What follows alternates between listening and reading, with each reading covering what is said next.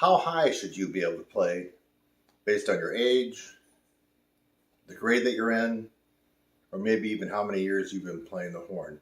That will be the discussion today in our trumpet lesson.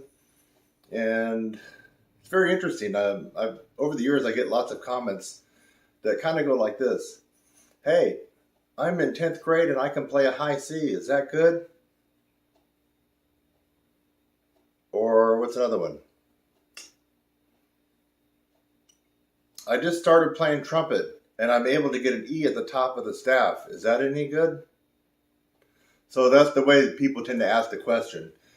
And they say, is that good? So I always get a kick out of that.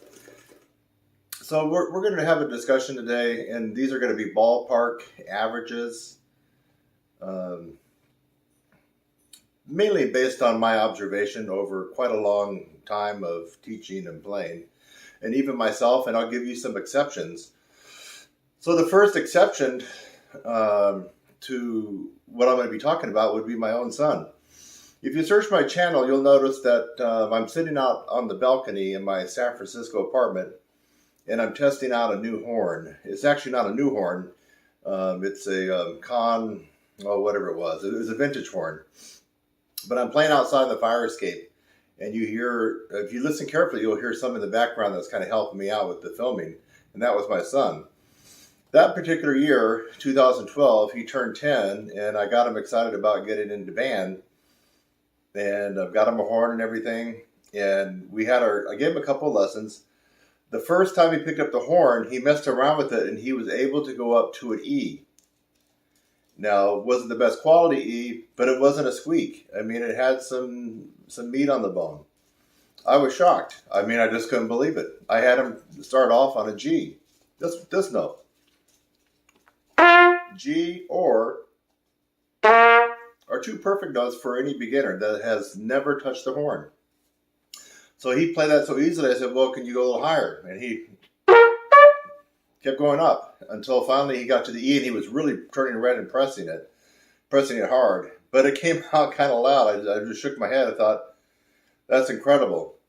Unfortunately, now my son seemed to have some natural talent, maybe even more than me, but he didn't dig the horn. So I think his 5th grade year, he played through one semester of band and music class, and then ditched it. That was pretty much it.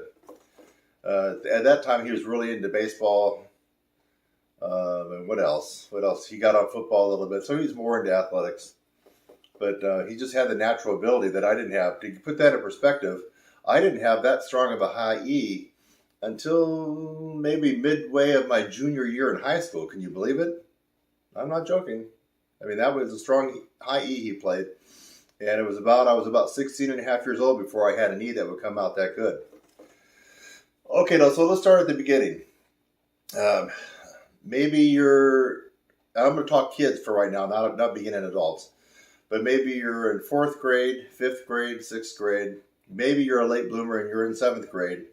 And you're probably between the ages of 9, maybe 8, but probably 9 up to maybe 12 or 13. Let's call that the beginner, maybe almost intermediate range. But let's just say that you're a beginner at one of those stages and you just picked up the horn.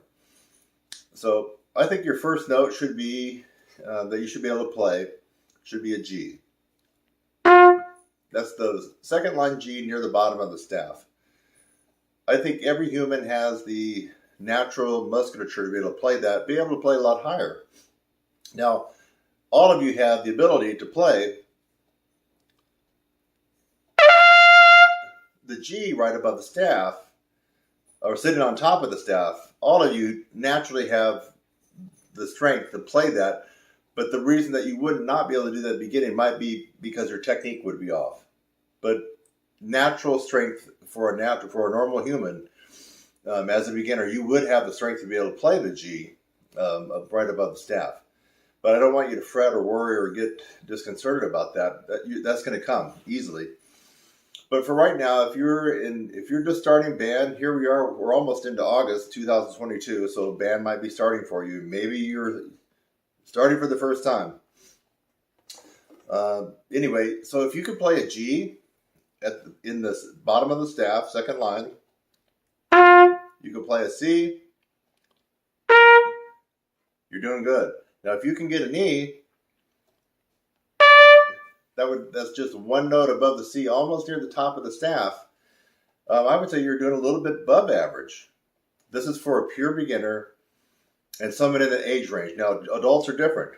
For example, an adult male who's 35 years old is going to start, well, he's just naturally going to be a little bit stronger. Bigger lungs, bigger muscles, bigger throat, bigger everything. So you can't compare a beginning 35-year-old male to a 9-year-old girl, for example, that's just starting. The anatomy is just too different. So we're talking about kids right now. Okay, let's move up the ladder.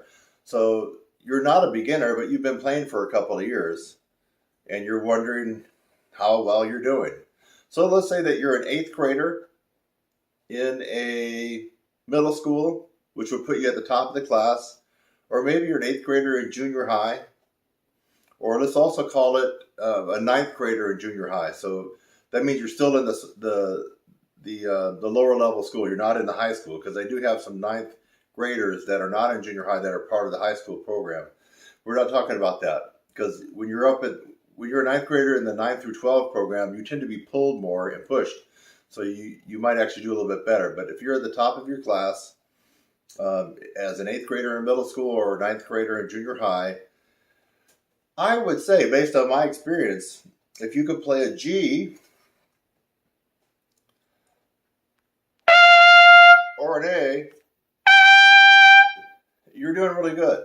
And how do I know that? Because that's kind of where I was at.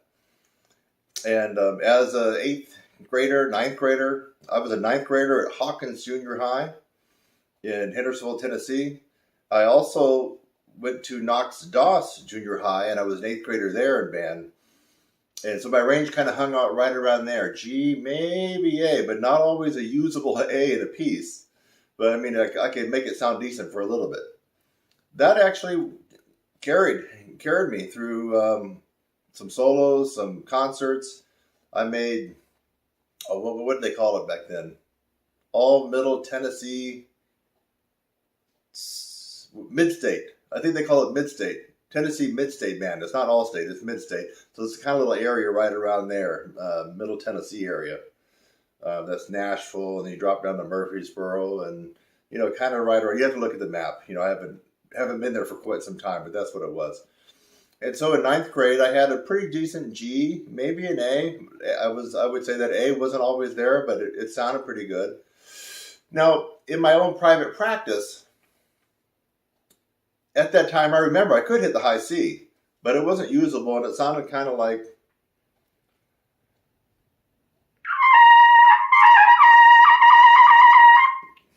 that. So it was maybe MP. Maybe if I killed myself, it was MF. But I was crushing the mouthpiece to my lips and turning red and getting lightheaded. So in my own private practice, I could squeak that out. Maybe a little bit more than a squeak. But it wasn't usable in anything that I could do in band or any solo. So anyway, that's where I was at.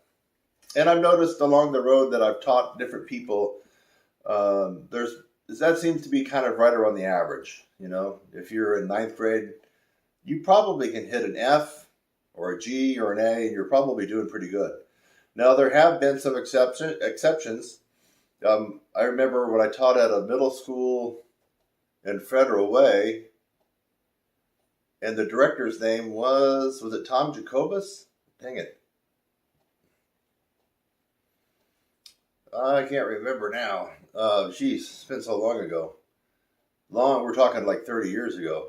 I think there's a band director, if you're from the Federal Way, Washington area, Seattle area, and you know the name Tom Jacobus. Now, he may not even be alive, because I believe back then, I think he was late 40s or early 50s.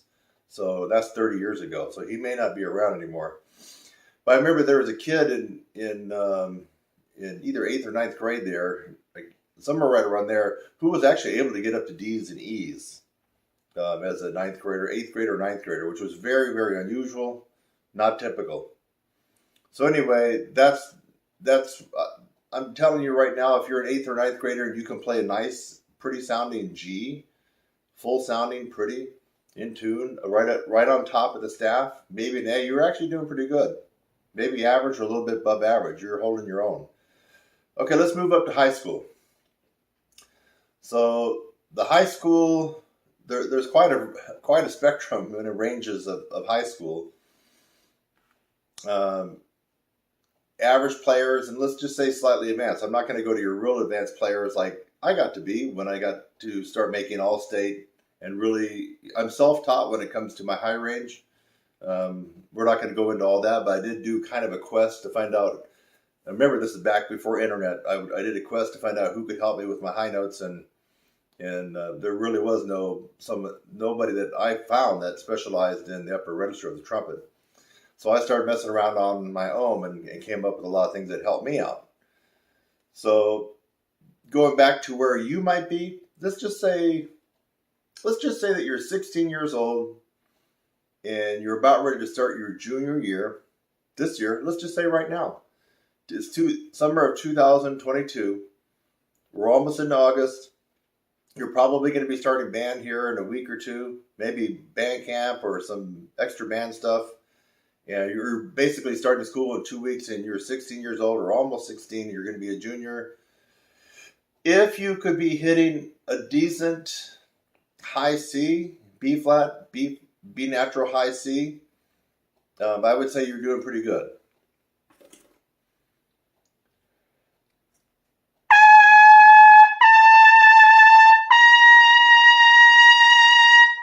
About like that. Pretty sound, centered, in tune, a little bit of kind of big, brassy. And I played those right around MF. So if you could play MF maybe a little bit louder, you're doing pretty good. Maybe slightly above average, okay? So you should feel good about yourself. You should feel like whatever you've been doing has been working. If you've arrived at this point in time, and even if you're watching this video in the future and it's not 2022, let's just say it's 2028, but you're in the same shoes as this person, this figurative person I'm talking about.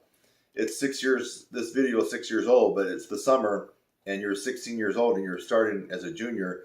It still applies. This is kind of universal.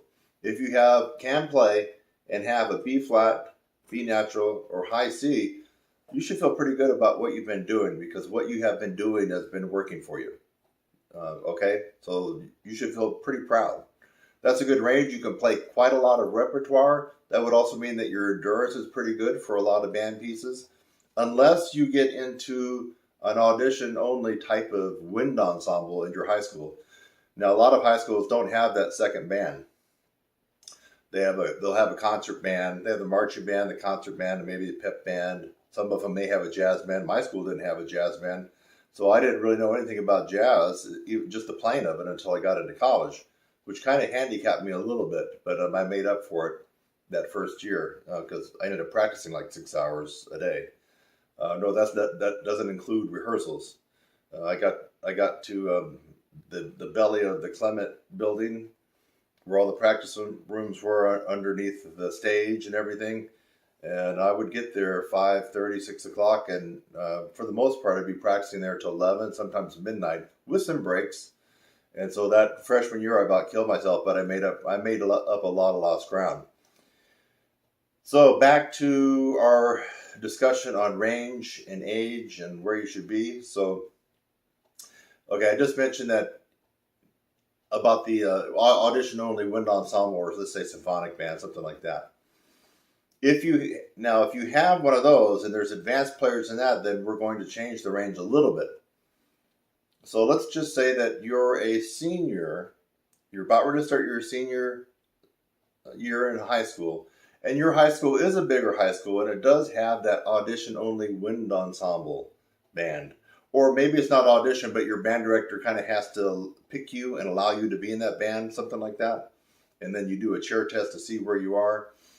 So that's going to be a more vigorous and higher level band to be in. The caliber of music typically will go up to 4 or 5s and maybe even some 6s, but definitely hanging around grade 4s and 5s. Some pretty tough music, and maybe sprinkling in every now and then some grade 6 music.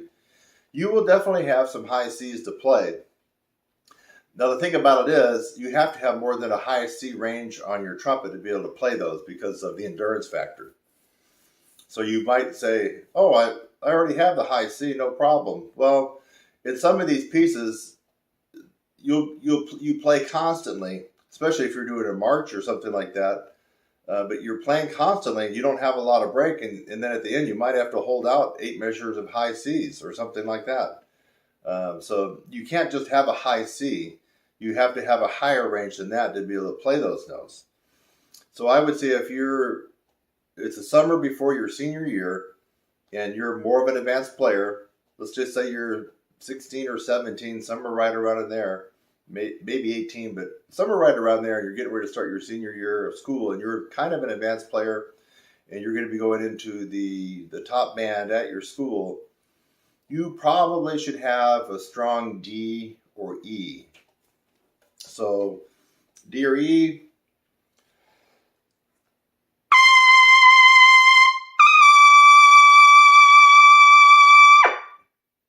Yeah, it should sound like that. Now that was a good forte, maybe fortissimo D and E. And so now you're not probably going to see D's and E's in your high school music, because I know I didn't see too much of that. I saw it in the marching band music, I saw it in the pep band music, but in our wind ensemble, I didn't really see those notes. But you need to have that range so you can have the endurance to play the notes you're going to be required to play in a more competitive band like that. And let's talk about, just for briefly, why you need to have higher range, because endurance is a byproduct of range. And this is going to be something that's opposite of what you're going to hear from the people with all the degrees. So, for example, if you're in Middle Tennessee and you're studying with whoever it is that's the trumpet professor at Vanderbilt, I'm confident they're going to tell you the opposite. They're going to tell you just to practice more. Practice more, practice more, practice more, and you'll get your endurance. And don't worry about that range. The range will take care of itself. Does this sound familiar, especially for people that are out of high school, that have tried to study with people that are recommended because they have the DMA or they have the MM after their name? Those guys almost always have it all wrong because they operate on theory. And they're operating on what their DMA professor told them. So these guys operate on theory. They don't really operate on the fact that they can actually step out and play a truly difficult high note solo and make it sound good, because they don't do it. They sit there and count rests in the symphony. If they play in the symphony, they count rest. If you're, let's just take this theoretical example of a trumpet professor, but if I went and double checked, it's true. Whoever that is right now at Vanderbilt University or Belmont, if they're principal trumpet in the National Symphony, I guarantee you they count more rest than they play. You need to be a good rest counter. And what they do play is not going to be anything taxing. A little fanfare this, a little fanfare that, a couple of whole notes, that's it. So when they tell you, don't you worry about the range, little Johnny, it'll take care of itself. You need to practice more if you want good endurance. That's 100% wrong. You need to increase your range over the tessitura of the music that you play to have a big jump in your endurance. And to put it another way, if I was hiring you to come play in my band tonight, and I said we're playing a 4-hour gig, 45 minutes, 15-minute break, 45 minutes, 15-minute break, I want you to come in, but guess what? Here's the kicker. The highest note that you got to play is a low C. Could you do it? Are you going to worry about endurance? Are you going to worry about your face falling off after 4 hours of playing? You are not going to worry about endurance. Why? Because endurance is a byproduct of range, and your range is surely 2 octaves higher than that low C. Are you getting me now? Is it starting to come up here in your brain? Are you waking up? Put away the chatter that you've heard from these people with these advanced degrees that really don't know what they're talking about. If I want you to play in my band tonight and the highest note is a low C, you can do it. And the reason you can do it is not because you're practicing 10 hours a day. The reason you can do it is because your range is so much higher, and endurance is a byproduct of range. That's it. Now, let me hold the hand of these guys that have spent all the time in the library and doing research. You know who I'm talking about. These are the MM guys, the DMA guys. and they haven't spent much of their time playing. In fact, ask some of them to be honest, and they will be the honest ones will tell you if they have any regrets about getting their DMA, it's the fact that they didn't get to play too much. They spent a lot of time researching and writing. The honest ones will tell you that. So they didn't spend a lot of time on this. Now, you do actually have to have some playing time on your horn. Just because you can pop out a high C doesn't mean that you can play forever on any note below that. So I would also like to add this to that equation. I like to be able to at least have a parallel comparison. So for example, if I have a 2-hour rehearsal and I know all the range is only going to go up to high C, but I have a double C, I'm good with that. But I still would like to have him practicing 2 hours a day. You know, that just makes sense, right? So if you have an hour concert for your Christmas concert, you can look at the schedule when you get into band and you're in high school, or let's say you're in college, but you have a Christmas concert coming up. You know what it is, you see it, and that you know that your part that you're going to play, you're going to be in there for probably about 45 minutes. So at the very least, you should be solidly, never missing, practicing 45 minutes to an hour every day. In addition to having your range way above what's required in the pieces that you will play. I promise if you do that, you're going to be good to go. Your chops won't fall off. You won't have any problems. So use that formula. And that most of us pros don't have the luxury of just playing for 45 minutes. Usually it's going to be a couple of hours. And usually if you get wedding gigs, they don't go for a couple hours. They always go close to 4 hours. It just seems that's just been my experience. They start at 10 and go to 2. They start at 9 and go to 1. And you play for 45 minutes and you get off for 15. So there you need to have built up 3 to 4 hours of practice every day.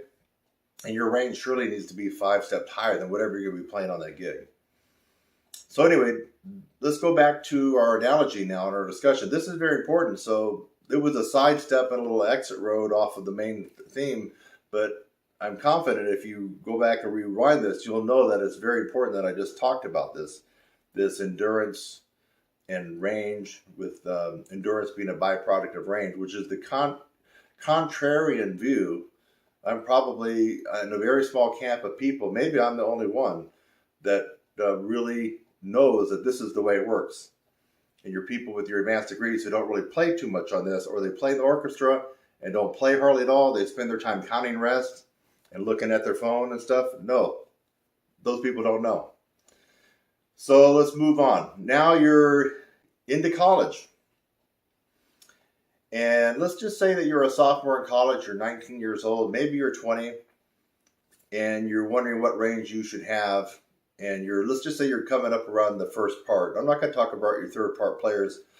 Your third trumpet players and third cornet players in most bands, you can get away with a lot less than what I'm talking about here. In other words, you could be below average and you can play the third part, you're going to get by. I'm just talking about the average first trumpet players for the most part.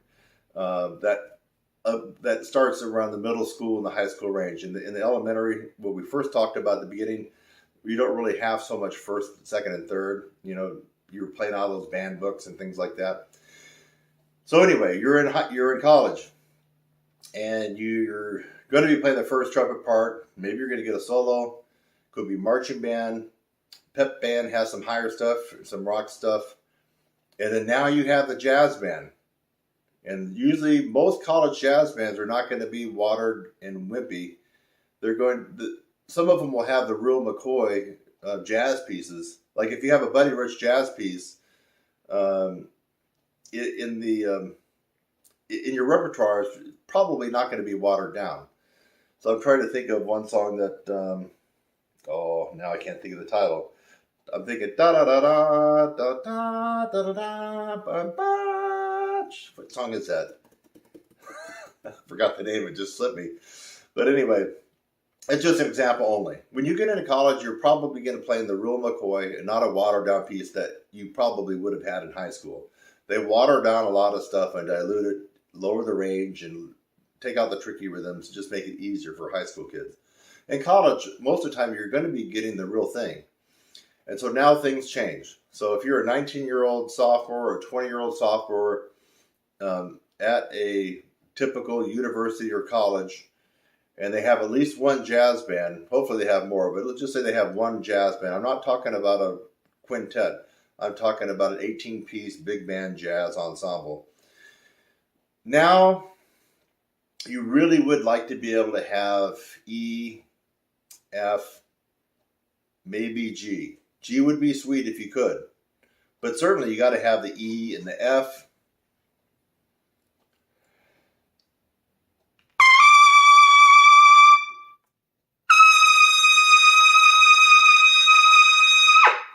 So E and F, if you had that, you'd be doing pretty good. There's a lot of pieces that do have the E's and the F's that you're going to be able to make pretty good use of.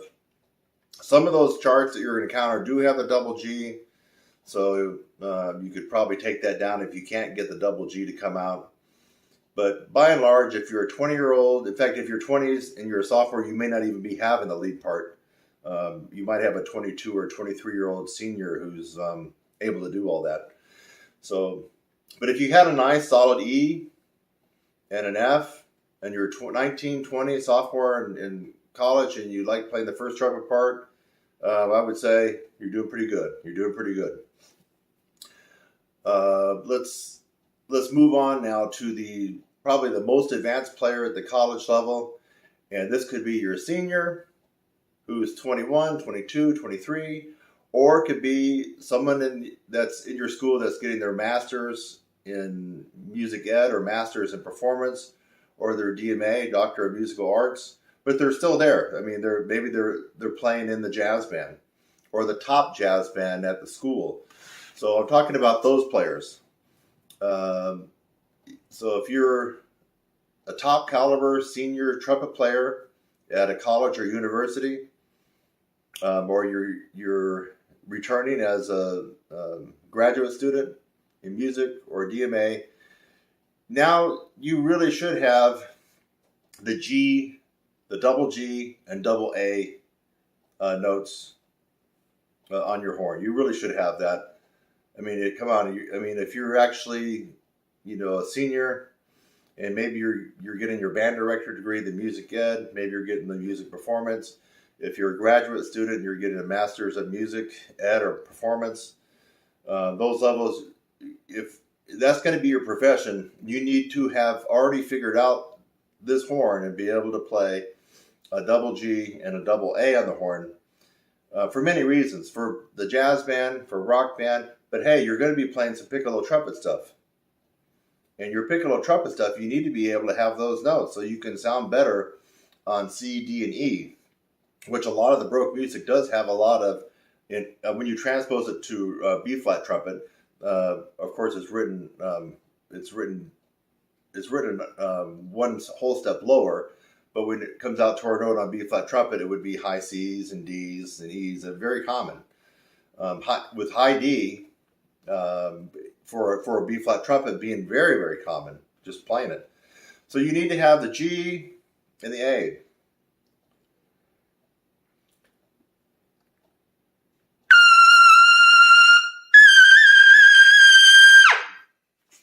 Double G and double A.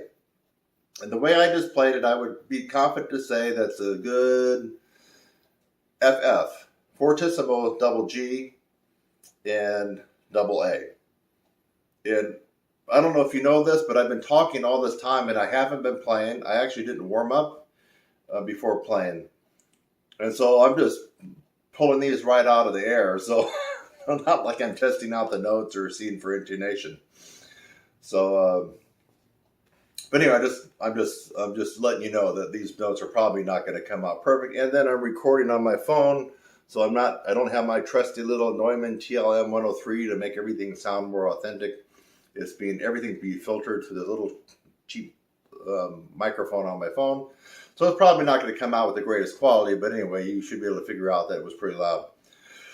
So that's pretty much it. Now, so we've kind of reached the other end of the spectrum. We started off, 9-year-old, 10-year-old, 11-year-old, 12 beginners where they should be. And now we've arrived at the other end of the spectrum where you need to have a solid base. I mean, if you're going to be an example to other people, other younger players, people with at a level lower than you, you have to have that good example of doing everything on the horn. But the best example you can have is to have achieved a strong embouchure. And a lot of people put the cart before the horse, and they'll have their technique down, and they're able to play different etudes, and they can do this and that, but they don't have any range. And as far as I'm concerned, for the most part, those people have failed. There are the exceptions. Let's take Chet Baker. I would say he's an exception. His range really sucks, but he was just a kind of a jazz genius, so he made up for it that way. But I guarantee you, you're probably not Chet Baker, and you probably don't have that natural gift that he had, and so you have to have the range on the horn. Okay, you have to have the range on the horn. Let's see what else. So that's pretty much it, folks. Now, if we want to talk about adult beginners and adult players that haven't been in school or comeback players, you need to just take what I said and kind of ratchet it up just a little bit. If you're an older player who hasn't played in a while but you're coming back, you can take these averages and maybe add a note to each one to come out with what you should have. So I've had some comeback players start the course and they can't play a G without passing out. I mean, I'm talking about a high G that sits right on top of the staff. I mean, it sounds almost unbelievable, right? But there are people out there that are 65, 70, 75, 80 that have started my comeback player course, and it's just like, I mean, if you held a gun to their end and told them to play higher than a G, they couldn't do it. So I don't know why that is. It's got to be technique. It's got to be you on the wrong equipment. Maybe they have health problems. So there's some of these things that we just talked about get skewed when it comes to comeback players. So most of the comeback players I've had tend to have been very weak when they come back. Their range tends to be very, very weak. Weaker than what is typical for the levels we just talked about. So weaker than a ninth grader, for example, in school. And I don't know exactly all the reasons behind that, but health might be one. Maybe their health has deteriorated. They didn't touch their horn for so many years, 30 years, 40 years, 50 years. They're playing on crappy equipment, so mouthpiece too big. So there you have it. I hope you enjoyed this discussion, and I feel that there's a lot of value in here. If you felt that you gained some value out of this discussion, and you can kind of see where you fit in, maybe this motivated you a little bit. Maybe you're just a little bit under some of these averages, and you'd like, you know what, Kurt kind of prodded me a little bit. I think, okay, I'm a top high school player, senior, and I don't quite have that high CD. I'm going to work on it. I'm going to really try to get it up there. I hope that's what happens, that this kind of motivated you a little bit. I'd like for you to go ahead and give this video a thumbs up. You've heard a million times that supposedly it helps YouTube push it to other people. They push it to other people, and of course I made this video for free. I want YouTube to push it to other people so they will see it, and then of course you'll see my website down in the link below, trumpetsizzle.com. And I would want you to go there and see if there's something in there that you think might actually help you. I'm quite confident I have something on my website that would help you, whether it's just lessons with me, whether it's just me reviewing some of your videos, I can do that, or whether you want to get involved in the quite a myriad of courses that I already have. And most of these courses are very proven by hundreds and hundreds of other people that have come before you. So also, what we just talked about should have generated an interesting dialogue with people watching it. So I'd be interested to hear your take on it. I like neutral to positive comments. If you're a troll and providing a lot of hatred and vitriol, I'll probably delete you. But if you want to leave a comment and you disagree slightly, or you disagree and you want to kind of frame it in something realistic and just polite, I'll leave your comment on. On the other hand, if you agree and you think what I said rings true, then go ahead and leave that. So leave a comment below about what you just heard in this video. Let's see what else. And then, yeah, there's a couple little buttons there. If you want to help support this channel and this video, you can add a little cha-ching. That helps go a long way for someone who tends to work most of the time for free. If you look at all the videos, I got over 2,000. They were all done for free, folks. So yeah, it's like kind of like the starving trumpet player and starving artist syndrome here. So, you know, if you're a software engineer or a lawyer or an accountant, you're watching this and, you know, you want to chip in a little bit, I will accept it. That will be appreciated. So anyway, I'm going to put some other videos that you may like, might be interested in. You'll see them pop up on the screen here in a bit. And then if you haven't subscribed, go ahead and subscribe. One benefit is I've been making these posts too, not a video. There's a community section where I can make a post, an announcement. You may want to see some of those. So if you subscribe, you'll get notification when I make a post or put something I think is important. And of course, you'll get the heads up for new videos that I'm going to do. So Kurt Thompson, trumpet player. The site is trumpetsizzle.com. Trumpetsizzle.com. If you're in a generous mood and you want to help save music and you want to contribute to our society, I do run a nonprofit called Trumpet Champions. The website is trumpetchampions.org. Trumpetchampions with an S.org. And you can go there and make a donation and contribute to a good cause to help music. We're trying to get a band put together to not only help the general public, but also go into some underserved areas and turn on people who are only used to listening to hip hop and rap and just some other junk music, and let them hear what real music sounds like live. So that's part of our mission for trumpetchampions.org. But if you're in the generous mood and you want to help out, that would be also appreciated. All right, it's summer of 2022, and today, it is supposed to be a hot one. What are we? It's Wednesday, the 20th, July 20th, 2022, and they're calling for 105 degrees. We've had a heat wave this summer. It's been hot, so I hope that you are enjoying your summer. Or if you're watching this during the winter, I hope you're enjoying building your snowman. I'll see you in the next one. Bye-bye for now.